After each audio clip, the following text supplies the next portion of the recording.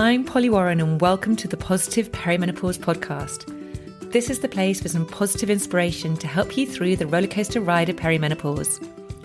I truly believe that with the right support, knowledge and wellness tools, you can feel your best yet. Because I'm learning this life phase can be a truly exciting and often pivotal time of life. With every episode, my mission is to support and empower you to own your menopause, because it's time to start taking care of the most important person, and yes, that's you. So thank you for being here and sharing your time with me. Now let's dive in. Hello and welcome back to the podcast with me, your host, Polly Warren.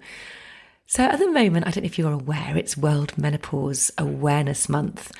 And to be honest, I'm not really a fan of these days which are put in the calendar to celebrate this, celebrate that, because a lot of them are really just PR stunts. But when it comes to months like World Menopause Awareness Month and World Menopause Awareness Day, and actually as I record this, it's World Mental Health Day, I think these are really important things to celebrate and to become aware of because they're doing such good work at raising awareness. So what better time than now to really start taking charge of your menopause and how you're feeling at the moment? I really don't want you to struggle in the way that I did. It took me 4 years of feeling basically like complete and utter shit before I started to feel like myself again, because I just didn't know what to do. I didn't know where to turn. I didn't even know what it was. And I just don't want that to happen for you because you're not sure of what to do, or you're feeling overwhelmed by what options there are for you. Or perhaps you've tried to make some changes, nothing's really worked. Or perhaps you found the change is hard to make because, let's be totally honest, change can be really, really hard if you don't do it if you do it in a particular way. There are definitely ways that you can make change easier, but we can become then really disappointed and fed up with not getting any results. So I know though that there are some actions, easy actions that you can take straight away, which will significantly improve the way that you're feeling now and help reduce some of your symptoms. And I want to share these with you in this workshop. And the whole point of this workshop is it's not about adding more to your plate and making life more difficult to you. It is for you. It's about actually trying to give you easy, actionable, practical solutions which you can implement straight away. And I promise you, I will make it as easy as possible. So this workshop will bring you that clarity of, what's going on in your body. And you'll also realize that you're not alone, because there'll be other people there who are experiencing very, very similar things to what you are. All I ask really is an hour of your time, which I promise you, it could really be the start of changing the course of how you're feeling and where your life is going. And I know that's quite a big claim to make, but sometimes it's just that first step is what we need to take. You won't be on camera, so don't worry about that. But I definitely like to try and keep these workshops as interactive as possible. So if you want to get involved in the chat box, then that would be amazing. So if you feel like this could be something which will help you start taking charge, because ultimately menopause can feel really, really out of control and you don't feel like you know what's going on and life just can become overwhelming. And a big part of this is once we feel like we're taking control, everything begins to sort of feel easier and much more manageable. So to sign up, all you need to do is go to www.pollywarren.com/workshop and you can register there. And I really, really can't wait to see you there. I hope you enjoyed last week's episode with Heather Ashley, all about how cold water can really help with your menopause and your symptoms and the way you feel. If you haven't listened to that, then you can go back and have a listen to that. And if you have listened to it and you enjoyed it, why not share it with a friend? Or even better, you could come over and leave a review at on Apple Podcasts, and they really do mean the world, your reviews, and it really does help get this podcast out there. Right, on to today's episode. So today I speak to award-winning nutritionist and author Jackie Lynch. Now, Jackie is the founder of the WellWellWell Nutrition Clinic, where she specialises in women's health and menopause. Jackie's a big deal in the menopause world. She has a really popular podcast called The Happy Menopause, and she's written a number of books, including The Happy Menopause. Jackie's advice has been featured in a range of newspapers, and she's appeared on radio and TV as guest experts. And her nutrition clinic was recognised as Menopause Nutrition Clinic of the Year in 2021 and 2022. So Jackie really knows her stuff. I was really, really honoured to chat to her for this episode. So without further ado, please welcome Jackie Lynch. Jackie, it's really lovely to have you on the podcast. Welcome. Well, thank you very much for inviting me. It's great to be here. Oh, it's an absolute pleasure, Jackie, because as we were just saying in the just before I hit record, I have had your book, The Happy Menopause, for a couple of years now. And it's very well thumbed. I refer to it often. And a lot of what is in there, I talk about an awful lot. So it's just really lovely and a real privilege to talk to you. So thank you for coming on the podcast. I think a great place to start is for you, if you could tell us a little bit about what has led you to your work in working with women who are perimenopausal and menopausal, and what led you to write a book about menopause, The Happy Menopause? You've written 3 books, but is it your most recent book, The Happy Menopause? Yes. So maybe you could just share with us a little bit about that. Has it got anything to do with your own menopause experience? Not really, no. Although I think the fact that I'm 56 now, so I've been perimenopausal. I'm now postmenopausal, and I do think that having had that experience is really relevant and important. I'm not suggesting that people can't help or can't support you if they haven't experienced the menopause themselves, but I do think that if you've been through that yourself and you've had various struggles in different areas, I think it's incredibly helpful. It just gives you that insight. But it's not what actually drove me to do this. I, as a nutritionist, it's actually my second career. I retrained. And so I gave up my job and went back to school in 2006. And 4 years later, I qualified. And initially, I didn't specialise. I focused as a generalist, because I wasn't certain what to specialise in. And I suppose that typical imposter syndrome that women have is the sense of, I don't know enough. How can I possibly be a specialist? And so I thought I'd be a generalist. And so I was for about 4 or 5 years.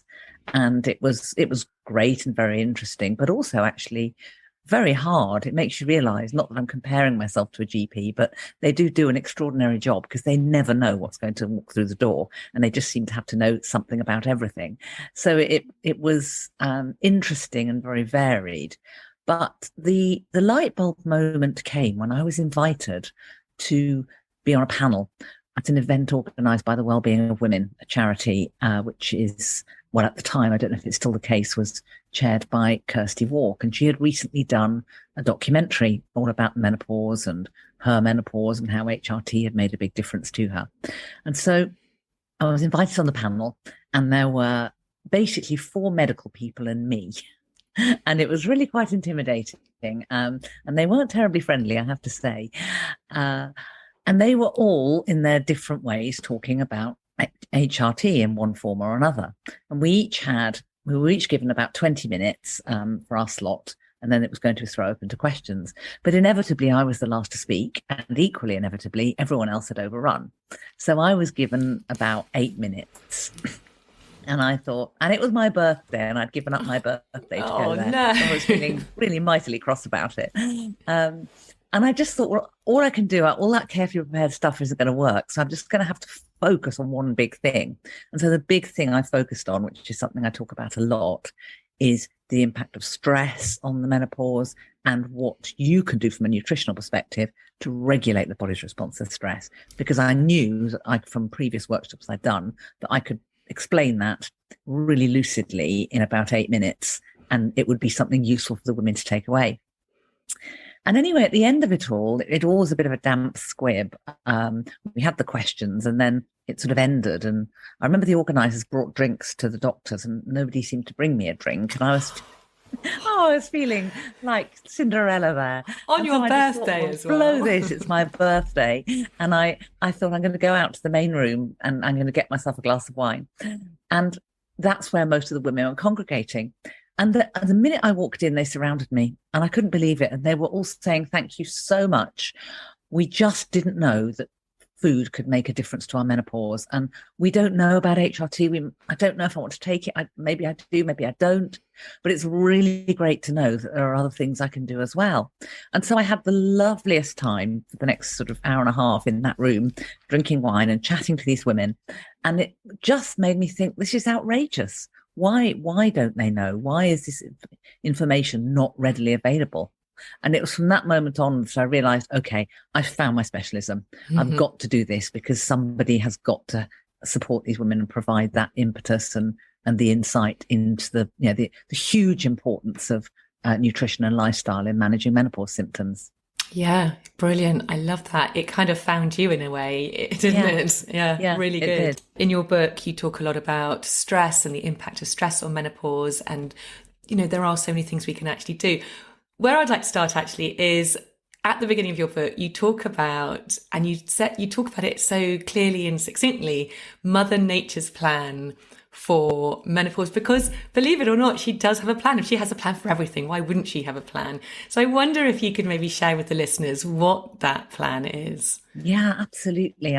I think we tend to forget that the human body is such a super top high performance machine, and it's got every kind of system going and several backup systems. Which is one of the reasons why a radical detox is just like not useful, because the body's got its own processes for detoxifying and applying the balance that you need. Every moment of every day of our life, it's looking and adjusting, making microscopic adjustments that you don't know anything about, but that it's taking on board because its job is to keep you in a state of what's called homeostasis, a state of balance. And so we can support that by looking after ourselves and eating well. And you just don't need to do fancy stuff. You just need to be moderate in most things and eat well, eat whole foods. And so when it comes to the menopause, Mother Nature's backup plan is this. As the ovaries start to reduce the supply of estrogen and ultimately stop producing estrogen altogether, our adrenal glands are programmed to take over. Now, the adrenal glands are two peanut-shaped glands that sit at the back just above the kidneys, and their role is to produce a weak form of estrogen post-menopause so that we stay fit and well and strong. However, and there's always a but, the adrenal glands also produce our stress response. And the reality is that our body's job is to keep us alive. And because we're still programmed genetically for about 10,000 years ago, our stress response is generating that fight or flight response in the face of an apparent physical danger. So what's the body, of course, is going to prioritize that stress response because it will keep us alive. So the more stressed you are, the more your body will prioritize the production of adrenaline and cortisol from the adrenal glands, which means that they just don't have time or space to be producing any of the estrogen that you need. So the challenge we've got is that the more stressed you are, the worse your menopause symptoms are going to be. And the big issue is that really midlife is probably the single most stressful time of a woman's life. For professional women, you've probably got more responsibility at work, and so there's more pressure going on. If you have children, you'll either have the fabulous clash of the hormones in the household where menopause meets puberty, or perhaps you're dealing with the empty nest syndrome, which brings its own worries. There's also elderly relatives to be worried about. Not for nothing, we're known as the sandwich generation, because people are living longer now, and so you're squeezed at both ends trying to support everybody. There's all the issues that come with midlife generally, perhaps health worries, money worries, relationship concerns, and that's before we even get to the state of the world. So there's a lot. A midlife woman's head is full of things, full of worry, full of stuff going on. And of course, the more stressed you are, the worse it's going to be. So one of the things I really like to focus on is, okay, there are many things we can't remove from this equation because they're a key part of your life. It's not as simple as saying, well, give up your job or stop worrying about the children, because you'll never stop worrying about the children if you're a mother. But what you can do is look at how you can make your body more resilient.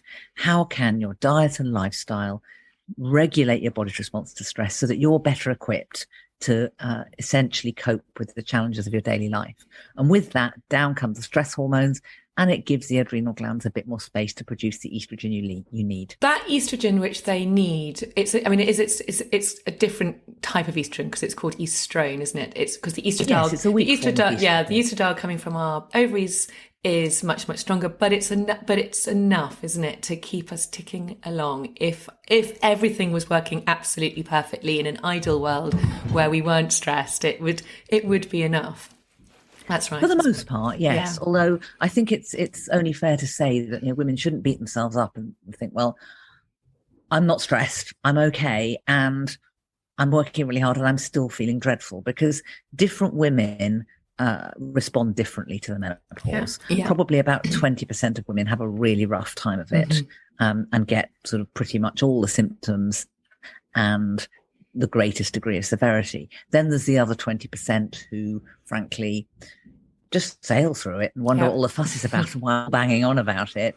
And then in the middle, there's about 60% of us who get some, but not all symptoms, varying degrees of severity. They come and go.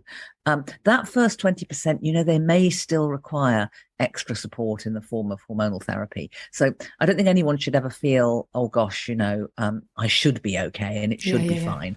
But for the most part, you can do an awful lot about regulating your symptoms through diet and lifestyle.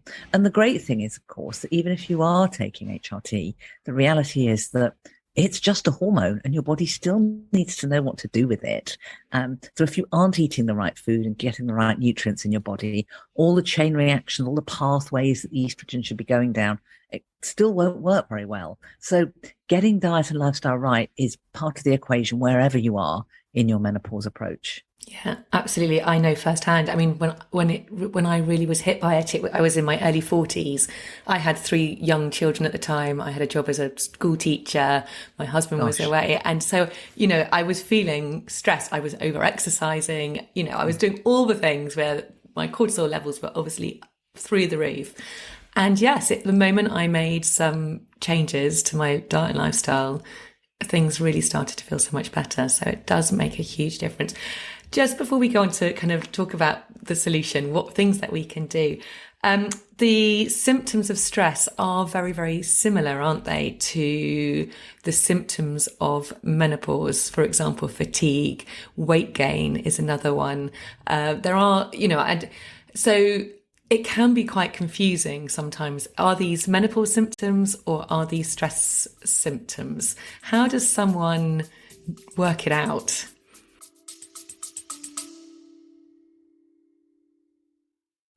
A very quick break to ask you to hit the follow or subscribe button if you haven't already. And if you're enjoying this episode, I'd be super grateful if you could hit those stars and rate it too. Thank you. That's a great question. And it's true. And I think when it comes to the menopause, those menopause symptoms are characteristic of lots of other things. Iron deficiency anemia, for example, can cause brain fog and fatigue and headaches. Thyroid, again, underactive thyroid, weight gain, anxiety, low mood, fatigue. And with stress, of course, abdominal fat is one of the classic signs of being stressed. And of course, again, it can affect your sleep. It can have you feeling extremely tired. So it is very difficult to know.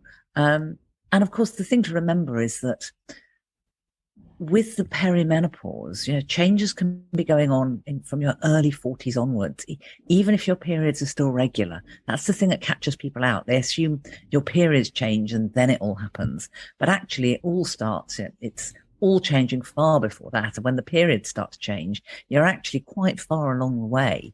So what's tricky is that essentially the received advice, the wisdom is that there's no point in doing a blood test over the age of 45 to check your hormones out, because on any given day, they could be all over the place or they could be normal, and it may not tell you anything, because at that stage, for most women, your hormones are going up and down all the time. Under the age of 45, a blood test could still be revealing, and then they will certainly look at that. So you've really got to sort of know yourself, know your body, take a hard look at what else might be going on, because there are 34 official recognized symptoms of the menopause. There are many more, but there are 34, and lots of them wouldn't be triggered by stress. Things like vaginal dryness, dry skin, itching skin. Those are things, for example, that you wouldn't expect stress to be triggering. So perhaps one way of working out how much of this is stress and how much isn't is to start look at yourself in the round and write a list of symptoms when you go to see your doctor. Because if you go in and say, well, I've got IBS, which again, classic trigger, that's very common. Estrogen receptors are all over the body. The gut is no exception. So the decline can start to create changes there. But if you go in just talking about your digestion, then they'll focus on your digestion. If you talk about your headaches, they'll focus on your headaches. If you go in with a list of symptoms, then they've got much more chance of joining the dots and helping to support you. Yeah, absolutely. So Jackie, the solution. So I love your chapter in your book. It's like, if you can do just this one thing, this is the thing to do. And this is what I talk to a lot of people, a lot of my clients about as well. And this one thing is balancing our blood sugar. Now, some people might know exactly what we mean by balancing blood sugar, but some might not. So perhaps it might be good to just briefly explain, what does that mean? Why is it so important that we balance blood sugar, particularly at menopause? Okay. Well, it really is all about blood sugar. When it comes to managing stress, Nutrition 101 is blood sugar balance in my book. Start with that. So the body's programmed to keep levels of sugar in the blood in a very narrow band. And if it goes above or below that, that creates a state of emergency. So too many sugary foods, refined carbohydrates like white bread, white rice, white pasta, or stimulants like caffeine or alcohol can all trigger the release of insulin, whose job it is to scoop it all out of the blood and send it off to the liver to be stored. Worth knowing that if there's too much, because the liver can only take so much, any excess sugar will be stored as fat, because so many women start to struggle with weight management. So know that every time your blood sugar spikes, you're encouraging your body to lay down fat stores. Now, because it's an emergency response, the insulin doesn't carefully calculate how much to clear out from the blood. It just removes the whole lot. So in a short space of time, the blood sugar's crashed. And this is where the problems really start. Because when your blood sugar's low, it's dangerous for us not to have enough sugar in the blood. And so our body triggers our stress response, because sugar's our primary source of energy. So every time your blood sugar crashes, out come cortisol and adrenaline. And you'll know the feeling. You'll feel tired, irritable, shaky, headachy, dizzy, and absolutely desperate for something. And that's a feeling that, we commonly have because people aren't terribly good at balancing their blood sugar, having the right balance at a meal, or they're eating too many sugary foods, which means you're on that seesaw from the get-go, or simply leaving far too long gaps between meals, which might mean, again, that however great and balanced that lunch was, if you don't eat for another 7 hours, your blood sugar's going to crash. So the next time you want something, you're going to be after the sugary food to support you. So you see, while we can't wave a magic wand and remove the stress of work, the stress of family, the stress of the financial worries, whatever else is going on in your life, what we can do is stop your body producing more stress hormones through the blood sugar crashes. And in order to do that, because that's what you really want to know, isn't it? It's two key nutrients. It's fiber, which complex carbohydrate. The body burns through that much more slowly. It will keep you going for longer. So I'm thinking of things like brown bread, brown rice, brown pasta.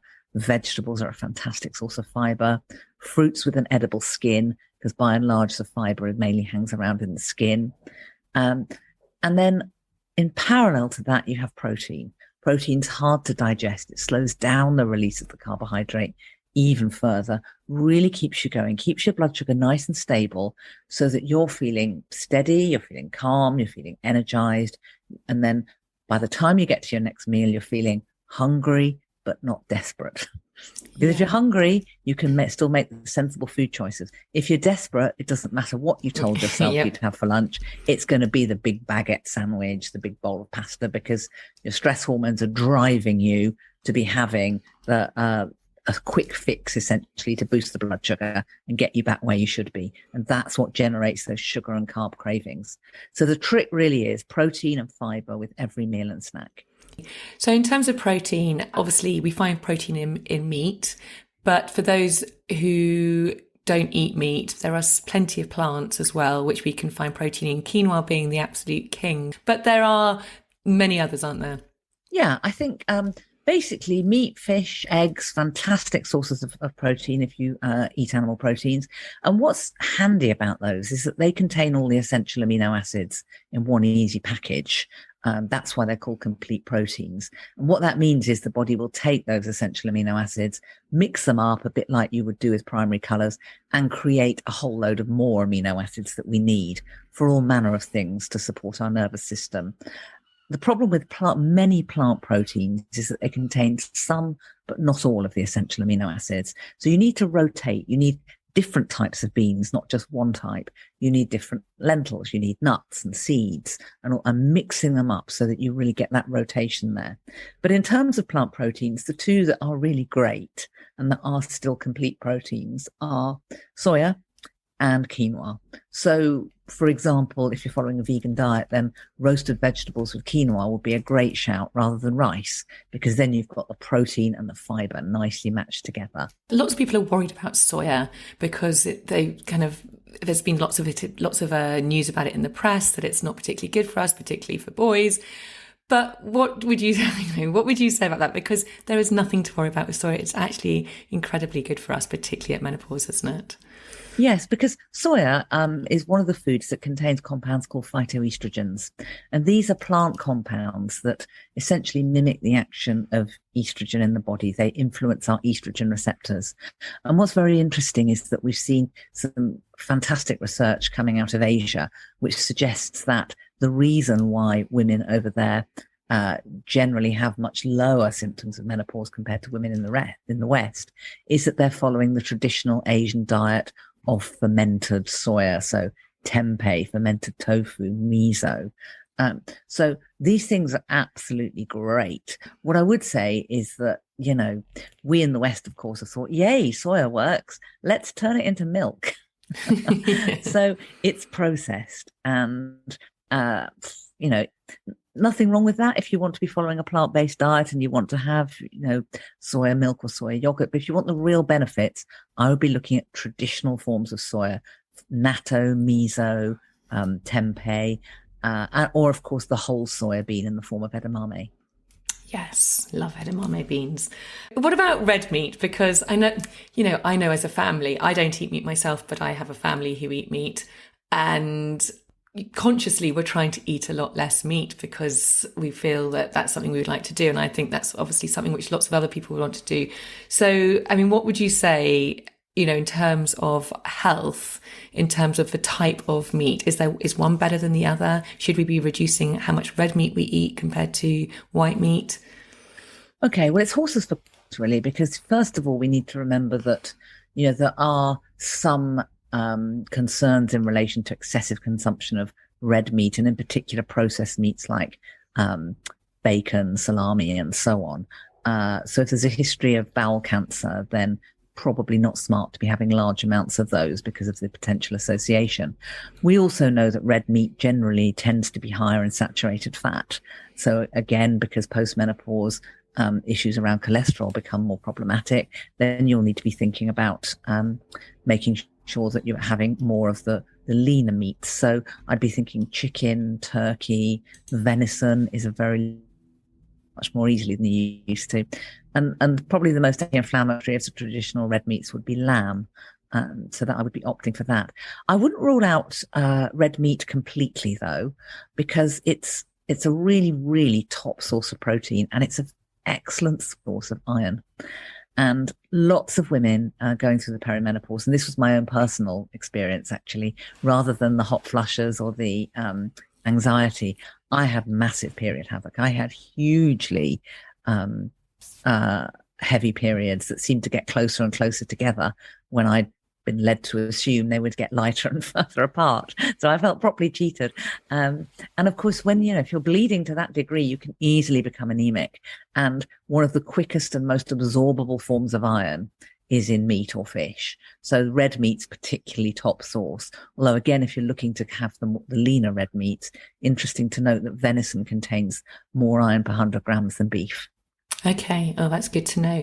Yeah. What else could you do? I was going to ask you that actually about women who have particularly heavy, painful periods, because it seems to be so common.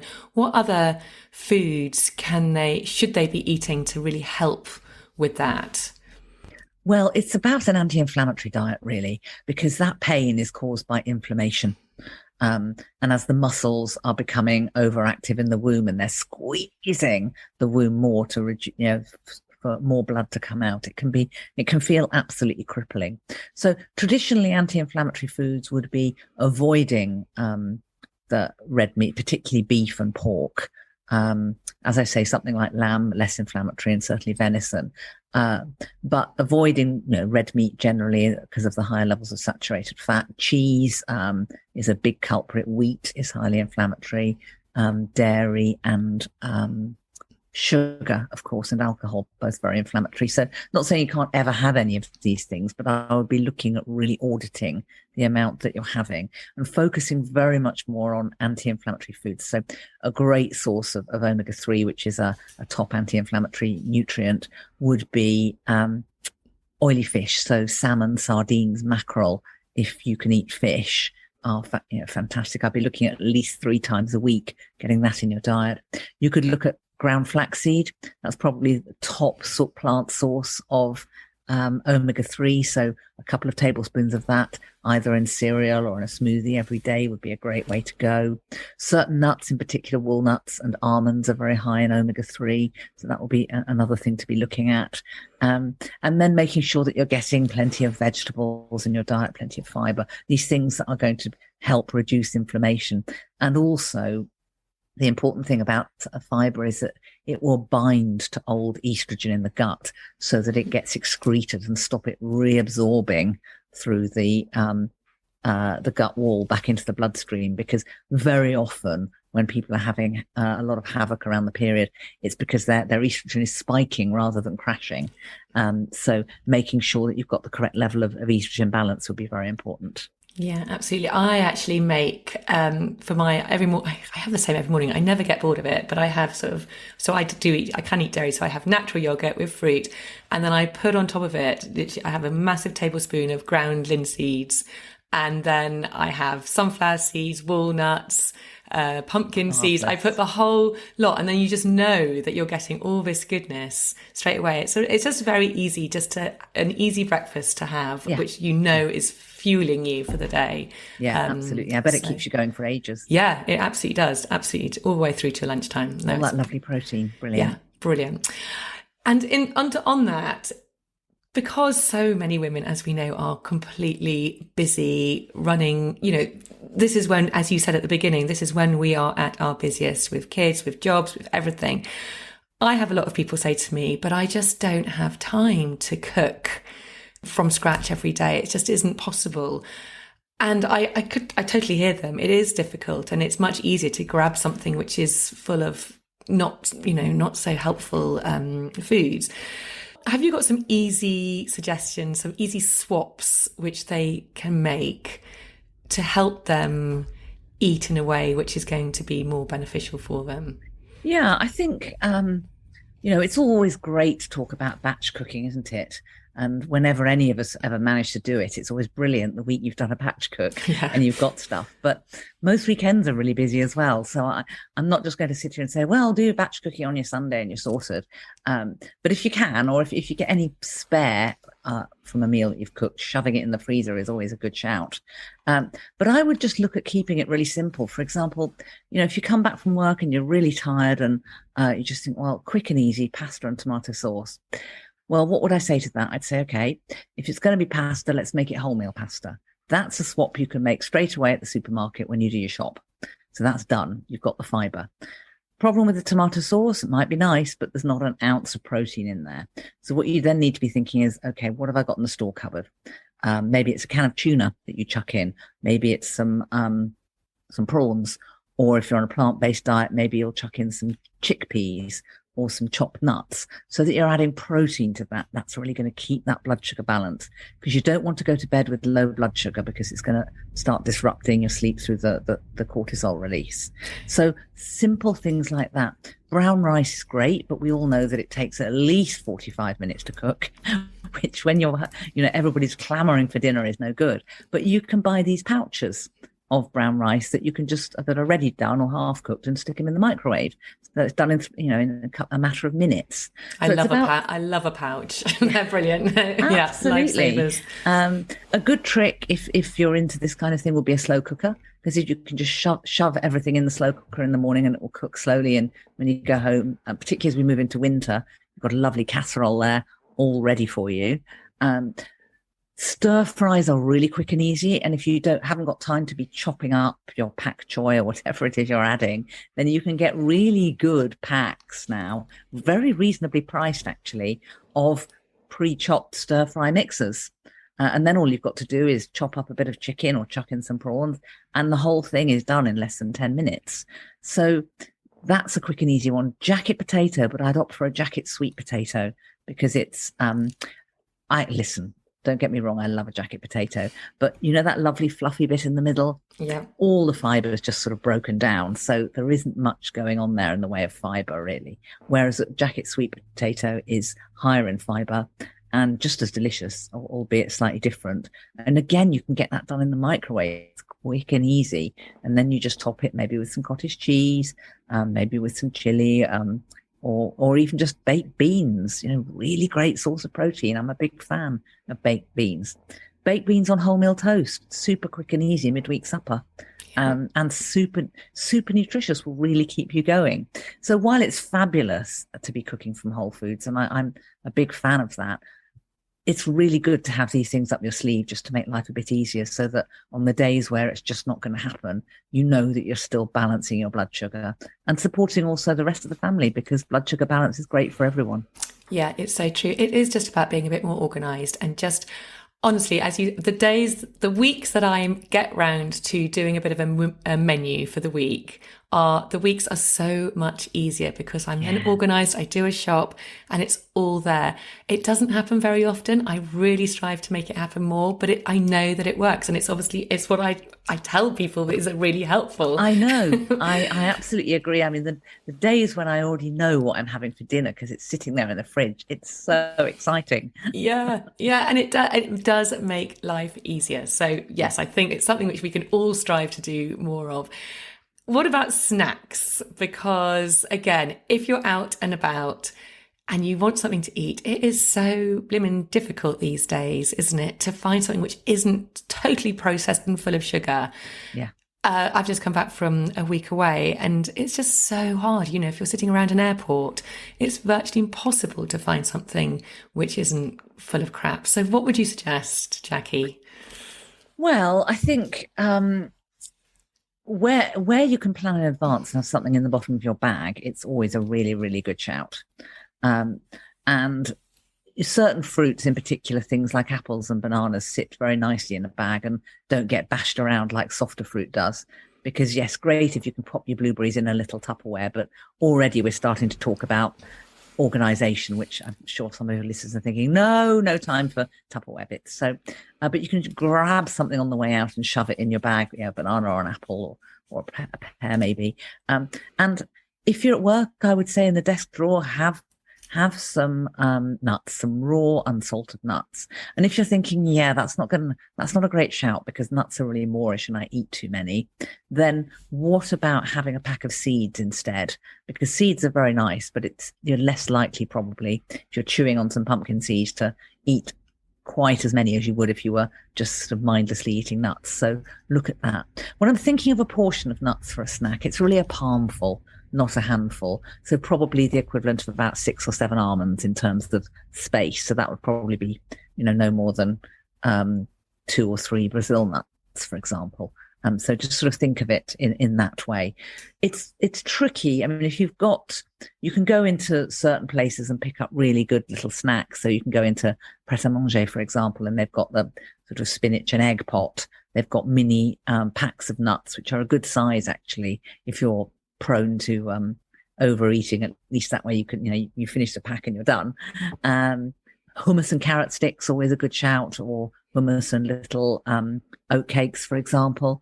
And it's quite tricky when it comes to good brands of cereal bars because they are quick and easy options, but a lot of them are hideously full of sugar, and worth knowing that 4 grams of sugar is about a teaspoon. So if you've got a bar that's got more than 10 grams in there, then you're starting to get towards a lot of sugar. But there's a nice brand called 9 Bar. They do a super seed range with lots of pumpkin and sunflower seeds in. You've also got a nice brand called Pulsin, Pulsin, that you can get from health food stores, and they do a good range of protein-rich bars as well.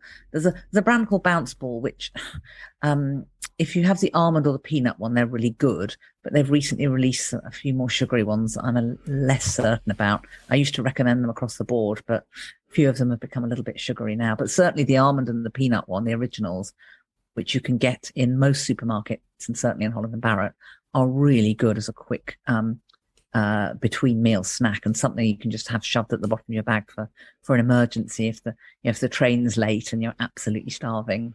Yeah. And obviously water, sometimes when we're really starving, sometimes we just are really, really thirsty and we just need to drink some water. Yeah, so totally. It's Absolutely. important to not forget that. Dehydration often masks as hunger. Yeah, exactly. I know that some people, because I have these conversations as well, and I know that some people say, but I just don't like eating seeds, or I just don't like eating nuts.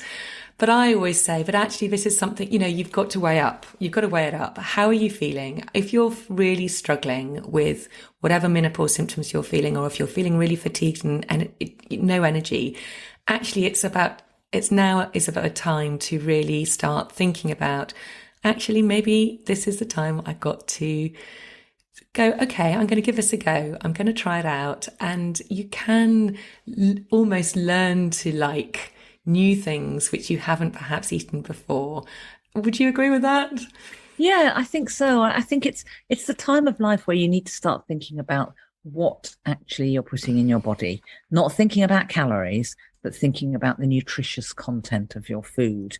And it doesn't mean that you have to eat seeds all day long, but you can get really nice, interesting seed balls. There's some great recipes actually, and you can make up your own using raw cacao. So they can even feel like a bit of a treat. It doesn't have to necessarily be, you're just having bird food and it's all a bit miserable.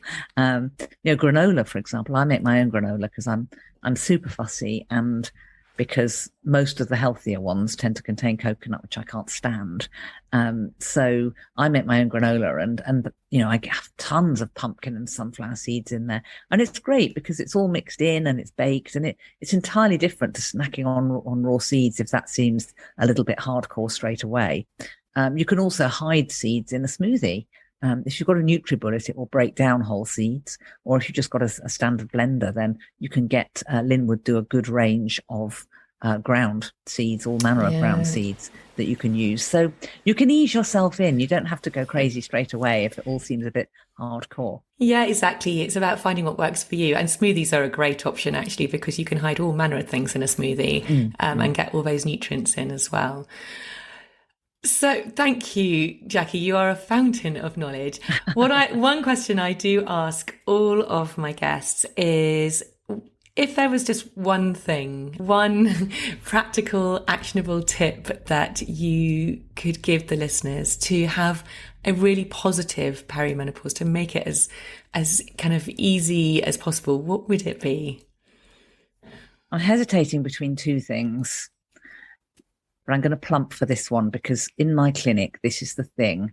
This is the mistake I see the most often. and it's the one that is the biggest game changer.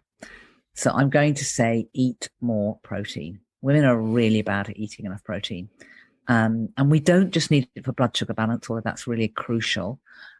We also need it for every body cell. Our entire DNA is made of protein. So our muscles, which you're probably aware of, we need protein for, but also our bones. And we know that bones are a consideration post-menopause. Our skin, our hair, and our nails are all made of protein, a form of protein called keratin. And they tend to, if you're struggling with weak nails or your hair's gone a bit thin, easy to blame the estrogen, but are you actually giving your body the tools to do the job? Because as I mentioned earlier, it's the body's job to keep us alive. And so if you're not getting enough protein in your diet, it's going to prioritize your vital organs, your heart, your lungs, your liver, for example, not your skin, your hair or nails. So you might be wasting a lot of money on a skin, hair, nail supplement when actually you just need to be eating more protein. And I would also say that the amino acids found in protein are used by the body to create key neurotransmitters that regulate things like mood, memory, concentration and focus and motivation. So again, key considerations for women who are struggling in those areas.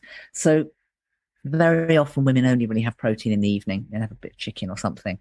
But I want lots of nuts and seeds going on at breakfast time, or perhaps an egg or two instead, if you don't like nuts and seeds.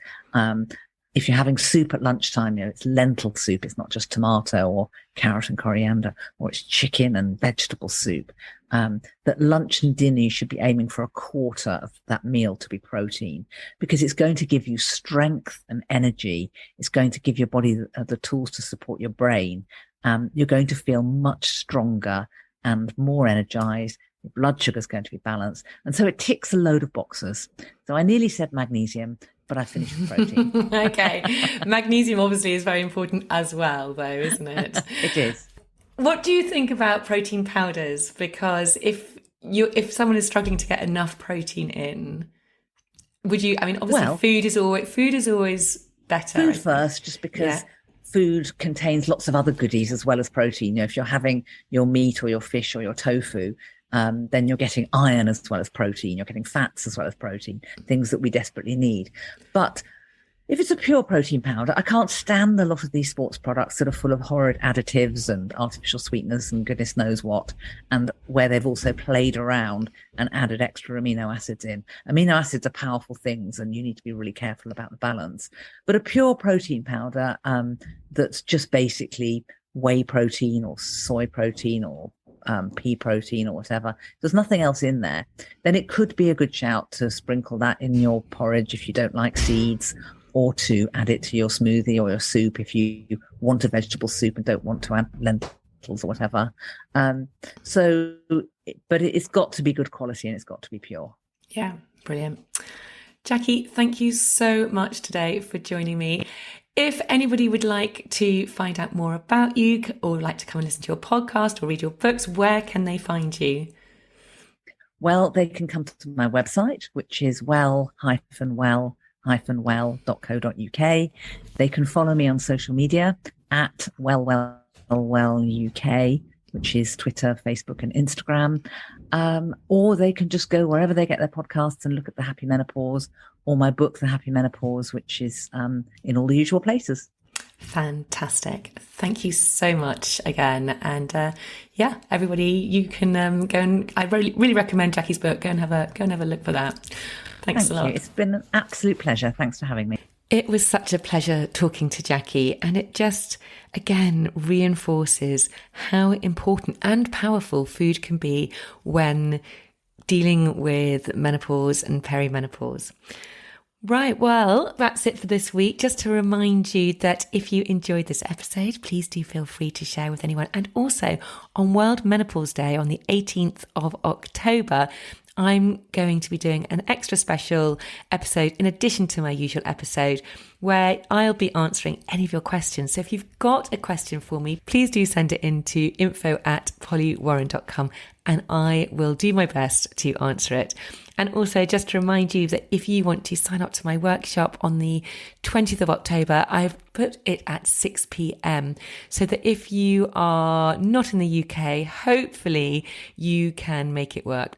But there will always be a replay, so sign up anyway. So if you can't make it for some reason, I will send you the replay. So that's it for this week. All that is left for me to say is a massive thank you for listening and your time. I really do appreciate it so much. I know how busy you are, and the fact that you're sitting here listening or doing whatever you're doing and listening to this podcast is just amazing and just means everything to me. So thank you. Have a wonderful rest of the week, and I will see you next time. Bye.